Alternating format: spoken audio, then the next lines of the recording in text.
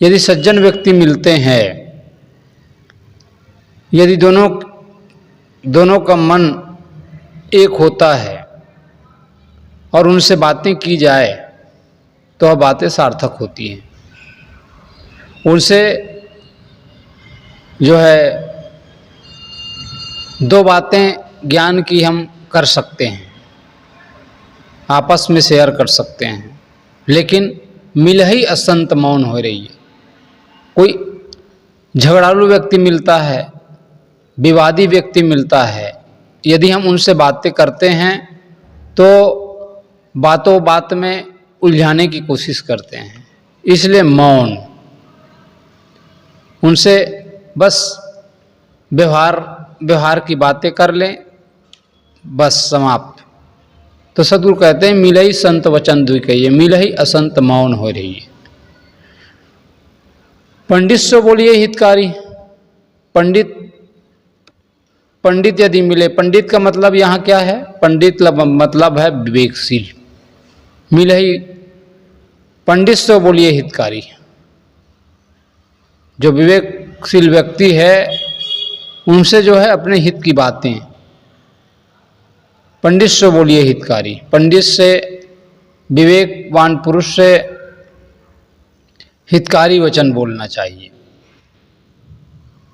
और मूर्ख से रहिए झकमारी। और मूर्ख व्यक्ति यदि मिलते हैं तो जो है झक मार कर रहना चाहिए, जीप चाप कर रह जाना चाहिए, लेकिन उनके पास ज़्यादा बोलने की आवश्यकता नहीं है।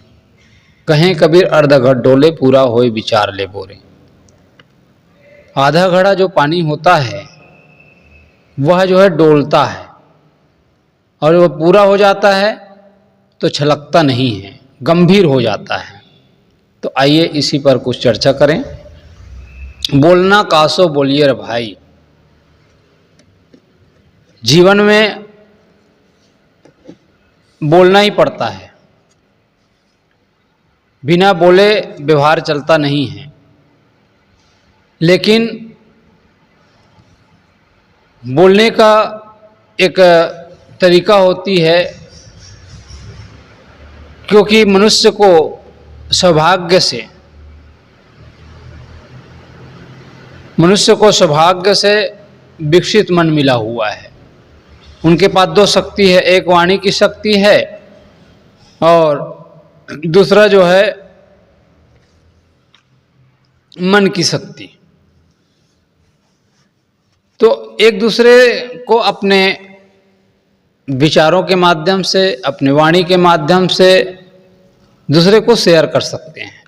दूसरे की बातों को, दूसरे के हृदय की बातों को जान सकता है, उनके मन में क्या उठ रहा है, क्या चल रहा है। तो ये शक्ति हमें मिली हुई है। यदि इस वाणी का यदि हम सदुपयोग करते हैं तो वही हमारे लिए सुख का कारण बनता है, और वाणी का यदि हम दुरुपयोग करते हैं, यदि गलत व्यवहार करते हैं, तो हमारे लिए वही जो है दुखद होता है, वही हमारे लिए हानिकारक है। इसलिए शब्दों को विचार करके बोलना चाहिए, शब्दों को जो है विवेक करके, छान करके, जिस प्रकार से जिस प्रकार सत्तू को चलने से छाना जाता है, उसी प्रकार से हम अपने वाणी को छानें। सद्गुरु कबीर साहब सूत्र देते हैं कि बातें तो हमको करनी हैं, लेकिन बातें हमको कब करनी चाहिए।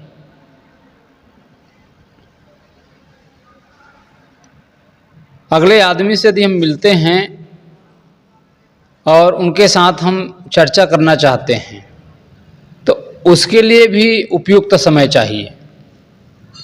बातें तो करनी है, लेकिन इसकी जो है परख।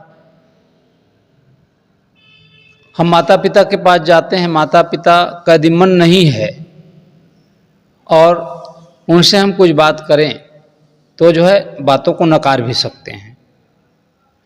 तो हम किसी से यदि निवेदन करना चाहते हैं तो उसके मन को भी पढ़ना पड़ेगा, उसका मन कैसा है, भापना पड़ेगा। और यदि प्रसन्न मुद्रा में है, प्रसन्न मुद्रा में जिससे हम अपनी बातें मनवाना चाहते हैं, प्रसन्न यदि मुद्रा में है, उसका मूड अच्छा है, तो बड़ी सी बड़ी बातों को, कठिन जटिल से जटिल बातें हैं उसको भी हम जो है सरलता से मनवा सकते हैं। आप कहीं भी जाओ, चाहे ऑफिस में चले जाओ या किसी से भी मिलो, उसके मन देख करके ही बात करना चाहिए।